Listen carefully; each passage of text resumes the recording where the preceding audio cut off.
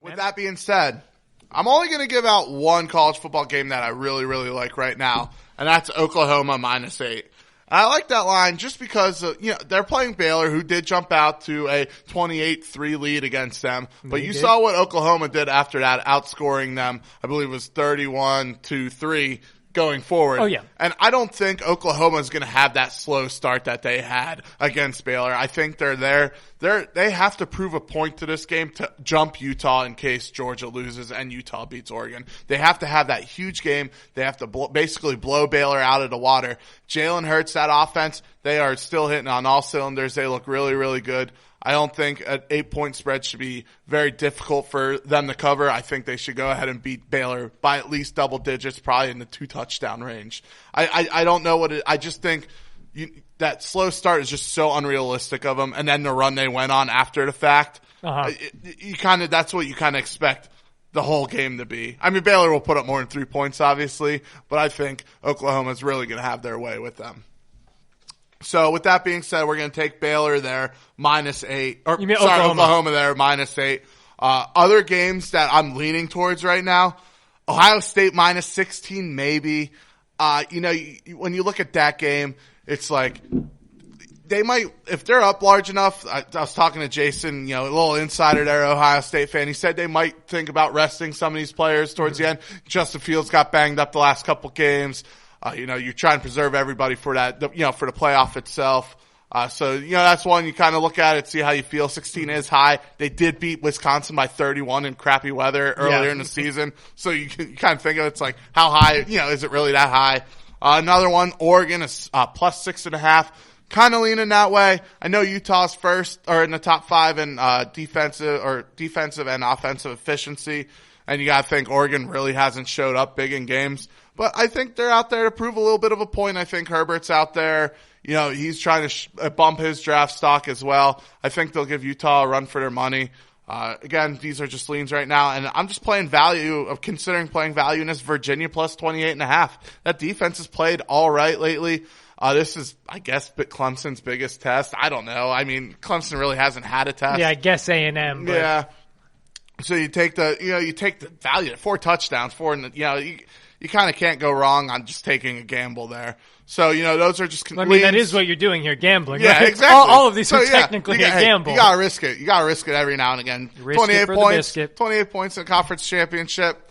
I know it's Clemson. I know they're really good.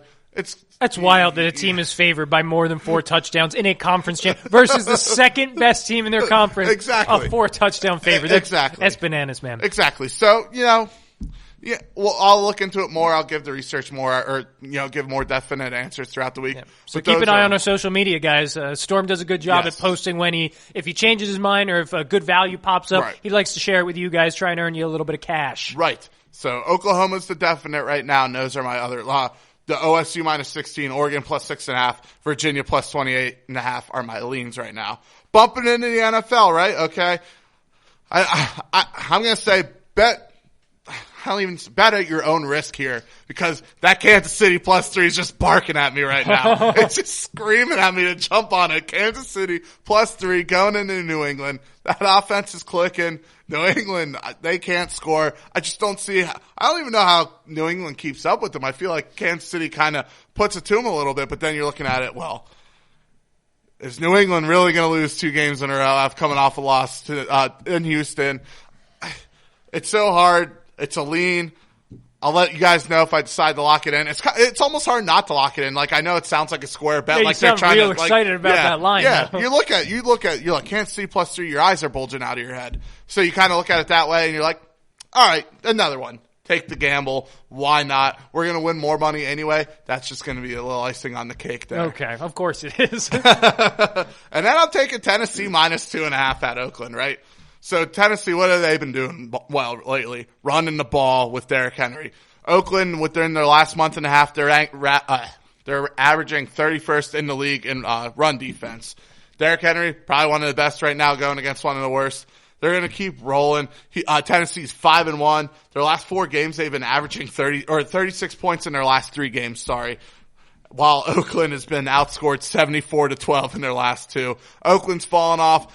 They kind of gave us a little hope there. I don't think they're going to be any impressive Give me Tennessee minus the 2.5. I think Derrick Henry has himself another field day. I hope you have him in your fantasy lineup. We'll find out in a couple of segments. And then, how could I not? Pitt at Arizona. Let's play an under with that game. Under 43.5. Like I said in our talks earlier, Pitt is averaging 15 points a game on offense, but only letting up 14 points. What's your math tell you on that one? Carry the 2, swap the 5s. I'm counting 29. 29. This is 43.5, all right? I don't expect that. I mean, you saw what the Rams did to Arizona for the most part. You know, they handle them. I think Steelers have a better defense, obviously. Not as good of an offense. I just don't I could see this game being 2017, probably more 2013, somewhere along those lines. I don't see it going above the 43.5. So yeah, I'm taking the Pitt at Arizona under 43.5. So to recap the NFL bets, if you want to get crazy, take Kansas City +3 at New England. I'm telling you, I don't know what it is. And then you go Tennessee minus 2.5 at Oakland, and then Pitt at Arizona under the 43.5.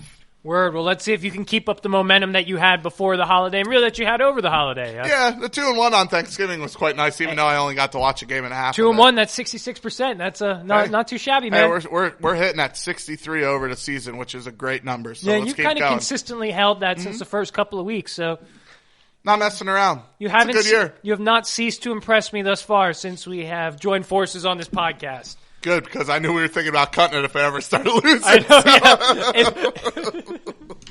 yeah. You got to win so we keep the segment around. Exactly.